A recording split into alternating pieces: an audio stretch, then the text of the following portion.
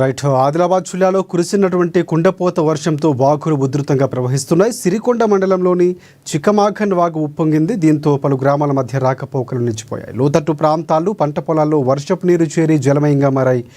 లో లెవెల్ కలవట్టులపై వరద నీరు ప్రవహించడంతో వాహనాలు రాకపోకలకు తీవ్ర అంతరం ఏర్పడింది. భారీ వర్షానికి పలు ప్రాంతాల్లో జనం ఇండ్లకే పరిమితమయ్యారు. నిర్మల్ జిల్లా కడెం జలాశయానికి భారీగా వరద నీరు వచ్చి చేరుతోంది. భైంసా గడ్డెన్న వాగు ప్రాజెక్టుకు వరద పోటెత్తింది. అలాగే రానున్న 2 రోజులు అతి భారీ వర్షాలు కురుస్తాయని కూడా వాతావరణ శాఖ సమాచారం మేరకు ప్రజలు అప్రమత్తంగా ఉండాలని కోరారు అధికారులు.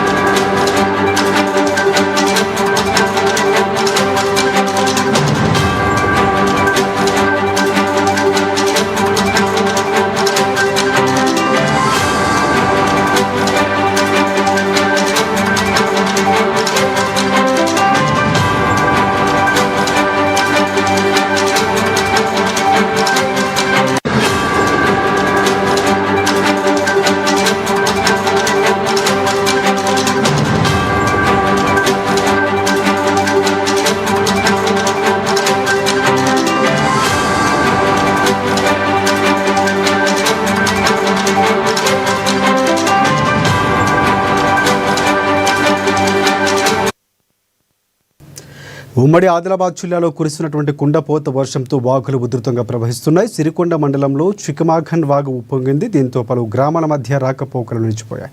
లోతట్టు ప్రాంతాలు, పంట పొలాల్లో వర్షపు నీరు చేరి జలమయంగా మారాయి. అలాగే లో లెవెల్ కలవట్లపై వరద నీరు ప్రవహించడంతో వాహనాల రాకపోకలకు తీవ్ర అంతరం ఏర్పడింది. ఇదే అంశానికి సంబంధించి పూర్తి అప్డేట్స్ అందించేందుకు మా రీజనల్ కోఆర్డినేటర్ సత్యనారాయణ మనకు ఆదిలాబాద్ నుంచి లైవ్లో సిద్ధంగా ఉన్నారు. సో సత్యనారాయణ, చెప్పండి, పూర్తి అప్డేట్స్ ఏంటి? ప్రధానంగా కుండపోత వర్షం ఆదిలాబాద్ చుట్టుపక్కల ప్రాంతాలు, ఉమ్మడి ఆదిలాబాద్లో తీవ్ర ప్రభావాన్ని చూపించింది. దానికి సంబంధించి పూర్తి అప్డేట్స్ ఏంటి? Good morning.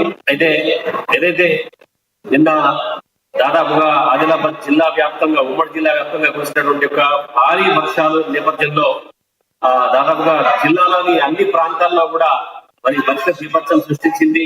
దాదాపుగా ఏవైతే లోతట్టు ప్రాంతాలు ఉంటాయో లోతట్టు ప్రాంతాలలో నీరు పూర్తిగా చేరిపోవడంతో అక్కడ ఉన్నటువంటి ప్రజలు చాలా ఇబ్బందులు పడుతున్నటువంటి పరిస్థితిని గమనించి మరి ఇటు జిల్లా అధికారులు అలాగే జిల్లా అధికారులతో పాటు ఇదొక మిగతా స్వచ్ఛంద సంఘాలు కూడా ఆదుకునేందుకు ప్రయత్నం చేస్తున్న పరిస్థితి. అయితే Kanne Srinivasa Reddy, Adilabad Congress party assembly incharge Kanne Srinivasa Reddy తన ఫౌండేషన్ ఆధ్వర్యంలో అలాగే కాంగ్రెస్ శ్రేణుల ఆధ్వర్యంలో అయితే ఎక్కడైతే వర్షపాత ప్రాంతంలో ఆదిలాబాద్ పట్టణంలో ఉన్నటువంటి పలు కాలనీలు ఏవైతే ఉన్నాయో పలు కాలనీలలో ఇక్కడ ఉన్నటువంటి దాదాపుగా ఇటు కోటిపుర, తర్వాత ఖానాపూర్, మసూద్, అలాగే ఇటు తాటిగూడ, మనకు వీళ్ళంతా ఇక్కడంతా అన్ని ప్రాంతాల్లో కూడా తన ఫౌండేషన్ తర్వాత మిగతా సభ్యుల ఆధ్వర్యంలో కాంగ్రెస్ నాయకులు కార్యకర్తల ఆధ్వర్యంలో అయితే వాళ్ళ దగ్గర నుంచి ఆహారం పంపిణీ చేశారు రాత్రి. అలాగే ఉదయం కూడా ఎక్కడైతే వండుకునేటటువంటి యొక్క స్థితి లేనటువంటి యొక్క ఇళ్లను గుర్తించి అక్కడ ఆయా కాలనీలకు ఉదయమే కాంగ్రెస్ నాయకులు అలాగే కన్నె శ్రీనివాసరెడ్డి అభిమానులు తర్వాత కేఎస్ఆర్ ఫౌండేషన్ సభ్యులు ఆయా నివాసాలకు వెళ్లి అక్కడ వాళ్ళకి అల్పాహారం అందించిన సంఘటన అలాగే ఎక్కడైతే ఇంకా ఇప్పుడు వర్షం కొద్దిగా తగ్గింది కాకపోతే రాగల మరి 24 hours లో కూడా వర్షం వచ్చేటటువంటి సూచనలు ఉన్నాయనేటువంటి నేపథ్యంలో మరింత అప్రమత్తంగా ఉండాలనేటటువంటి ఒక వాతావరణ శాఖ అధికారుల సూచనల నేపథ్యంలో అయితే ఇక్కడ జిల్లా యంత్రాంగం పూర్తిగా అప్రమత్తమైంది. ఎప్పటికప్పుడు ఈ యొక్క వరద వానతీరులు అలాగే వరద ప్రభావాన్ని కూడా ఎప్పటికప్పుడు సమీక్షిస్తూ పరీక్షిస్తూ ఉన్నటువంటి ఒక ప్రజల్ని వాళ్ళకి పూర్తిగా సూచనలు సలహాలు అందజేస్తున్నారు. ప్రధానంగా ఏవైతే లోతట్టు ప్రాంతాలు ఉంటాయో లోతట్టు ప్రాంతాలలోకి పూర్తిగా నీరు చేసేటువంటి ఒక పరిస్థితి, అలాగే అక్కడ సహాయక చర్యలు అయితే ముమ్మరంగా కొనసాగుతున్నాయి. పూర్తిగా వాన తగ్గుముఖం పడడంతో అక్కడ ఉన్నటువంటి కాలనీలో బురద, అలాగే ఈ యొక్క లోపల చెందకుండా రోగాల బాధ పడకుండా మెడికల్ క్యాంపులు కూడా ఆయా కాలనీలను ఈ రోజు ఉదయం నుంచి ఏర్పాటు చేసి మరి పరిస్థితిని జిల్లా యంత్రాంగం ఎప్పటికప్పుడు సమీక్షిస్తుంది. అలాగే చూసినట్లయితే ఇక్కడ ఆదిలాబాద్ జిల్లా కేంద్రానికి సంబంధించి ఇక్కడ మహారాష్ట్ర తెలంగాణ సరిహద్దులో ఉన్నటువంటి ఒక పెనుగంగా నది ఉగ్ర రూపం దాల్చుతుంది. ఎందుకంటే దాదాపుగా ఏదైతే డొల్లర వద్ద మధ్యలకి సమానంగా అంటే దాదాపుగా మందరికి ఆడుకొని నీళ్లు ప్రవహిస్తున్నటువంటి పరిస్థితి. దీంతో ఆ నదీ పరివాహక ప్రాంత ప్రజల్ని అప్రమత్తం చేస్తున్నారు. అయితే మరో 2 రోజులు కూడా వాన పడినటువంటి ఒక సందర్భాన్ని పురస్కరించుకొని జిల్లా యంత్రాంగం మాత్రం ఎప్పటికప్పుడు పరిస్థితిని సమీక్షిస్తోంది. ఇక నిర్మల్ అంటే ఉమ్మడి ఆదిలాబాద్ జిల్లా వ్యాప్తంగా చూసినట్టయితే ఇటు నిర్మల్ జిల్లాకు సంబంధించి నిర్మల్ జిల్లాలో ఆ కడెం ప్రాజెక్ట్ కి వరద ఉధృతి కాస్త తగ్గుముఖం పట్టడంతో నిన్న దాదాపుగా 17 గేట్లు పనిచేశారు.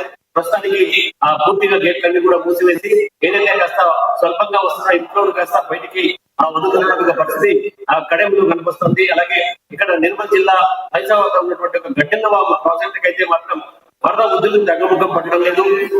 నిన్నటి నుంచి దాదాపు నీటి వరకు కూడా 4 గేట్లెత్తి నీటిని దిగువ వదులుతున్న పరిస్థితి అయితే ఇటు గడ్డెన్నవాగు ప్రాజెక్ట్ దగ్గర కనిపిస్తుంది. అక్కడ ఏవైతే లోటువెల్ వద్దలు ఉన్నాయో ఇప్పటికి కూడా ఆ లోటవెల్ మందిరాలపై నుంచి కూడా నీరు ప్రవేశించడంతో కాస్త ఇబ్బందులు పడుతున్నటువంటి పరిస్థితి మనకు నిర్మల్ జిల్లా బైస పట్టణంలో అయితే మనకు కనిపిస్తున్నటువంటి పరిస్థితి.